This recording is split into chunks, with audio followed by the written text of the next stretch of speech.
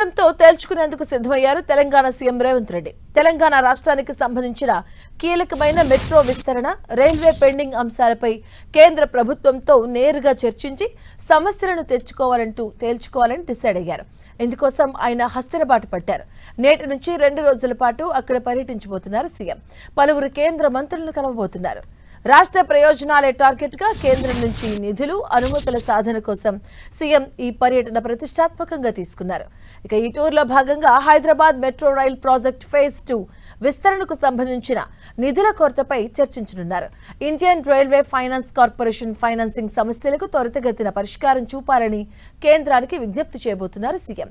ఇక మెట్రో ప్రాజెక్టుతో పాటు రాష్ట్రంలో ఏళ్ల తరబడి పెండింగ్ లో ఉన్న వివిధ రైల్వే లైన్ల విస్తరణ, కొత్త రైల్వే ప్రాజెక్టుల పురోగతిపై పూర్తి వివరాలతో కూడిన రిపోర్టును సీఎం రేవంత్ కేంద్ర మంత్రులకు అందించే అవకాశం ఉంది.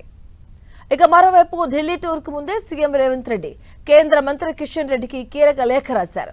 ఈ నెల 22, 23వ తేదీల్లో తాను ఢిల్లీలోనే అందుబాటులో ఉంటానని లేఖలో పేర్కొన్నారు. ఇక ఈ పర్యటనలో రాష్ట్ర రైల్వే ప్రాజెక్టులపై చర్చించేందుకు కేంద్ర రైల్వే మంత్రితో ప్రత్యేక భేటీని ఏర్పాటు చేయాలని, అందుకు కిషన్ రెడ్డి చొరవ చూపాలని సీఎం రేవంత్ కోరారు.